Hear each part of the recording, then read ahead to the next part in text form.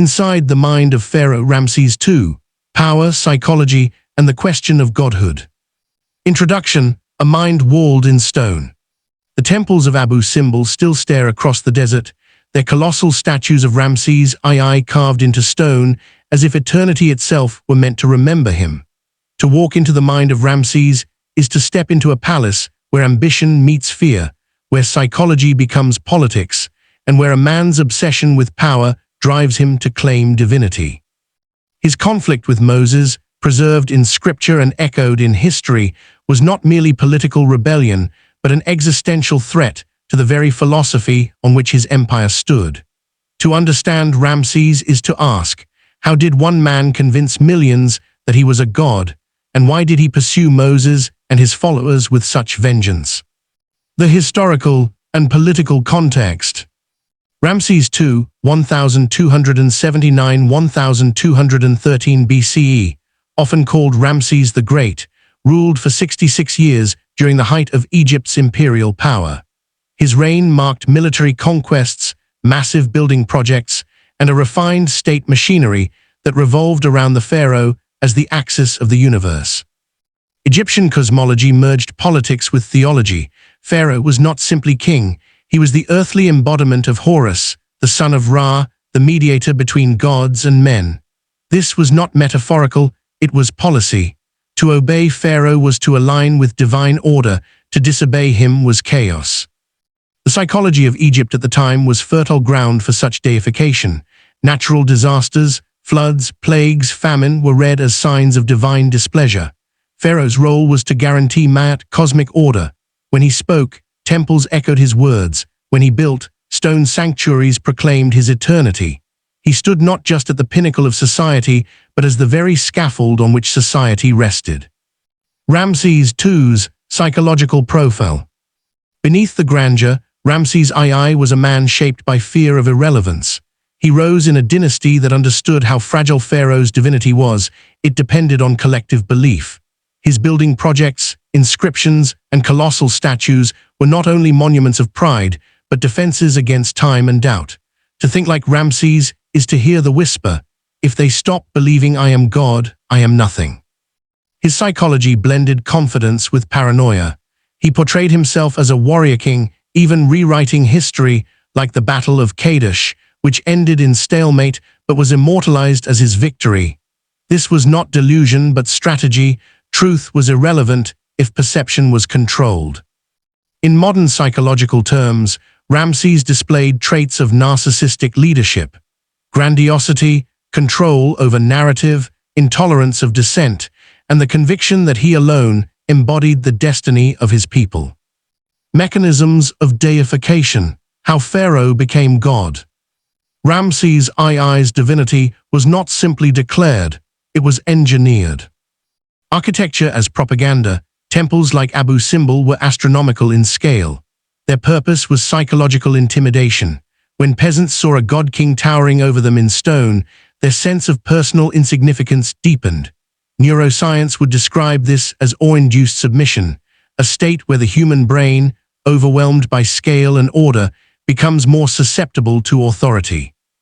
Ritual and myth. Daily temple rituals reenacted Pharaoh's divine role. Priests chanted hymns to him as if he were Ra incarnate.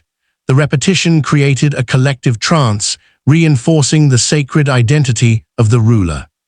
Control of narrative. Papyrus scrolls, inscriptions, and oral traditions all told one story. Ramses is eternal, victorious, beloved of the gods. Alternative narratives were silenced. This is the ancient equivalent of state-controlled media. Psychological conditioning. From birth, Egyptians were taught that Pharaoh was not man but God. To question this was to unravel reality itself. Obedience was not just social but existential. The conflict with Moses. Psychology of defiance.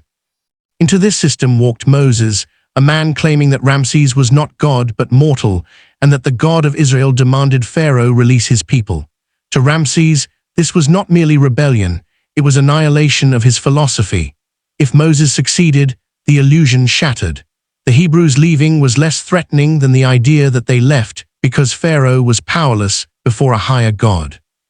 Ramses' desire to kill Moses and his followers was rooted in three psychological and political drives. Ego defense. The plagues that struck Egypt attacked not only its land, but Pharaoh's legitimacy. Every plague mocked an Egyptian deity. The Nile turned to blood, frogs swarmed, darkness fell. Each was a symbolic dismantling of the Egyptian pantheon. To admit defeat would be to admit Pharaoh's fraud. Fear of contagion. If Hebrews could reject Pharaoh, what stopped Egyptians from doubting him too? Rebellion spreads like fire. To suppress it, he sought to eliminate the source. Obsession with control. Ramses' mind equated loss of control with death. His pursuit of Moses into the Red Sea was not rational strategy, but psychological compulsion, an attempt to reassert dominance in the face of divine humiliation. Philosophy of Ramses II, power as divinity. Ramses' philosophy can be distilled into a single principle: power creates truth. In his worldview, gods were not external judges, but forces embodied in power structures. To be the most powerful was to be divine. His temples, wars, and decrees all echoed this creed. To him, Moses, God was dangerous not because of theology, but because he inverted this principle: truth creates power, not the other way around. This clash is philosophical as much as historical.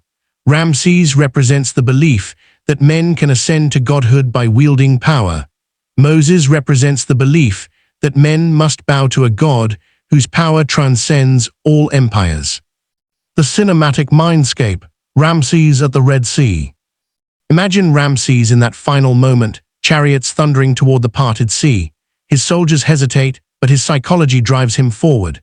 To stop is to concede Moses, God has won. To advance is to prove himself divine. His mind, trapped in its own logic, cannot choose humility. As the waters close, the illusion of godhood collapses. Ramses, the man who made millions believe he was eternal, faces the ocean of truth. He was only mortal. The unfinished question. Ramses II carved himself into stone, but Moses carved a question into human history. Can power ever make a man into a god, or does true power belong only to God? Today, when leaders still demand absolute loyalty, when propaganda still shapes truth, when monuments still proclaim human greatness, the question echoes louder. Do we worship the power of men, or do we believe in the power of God?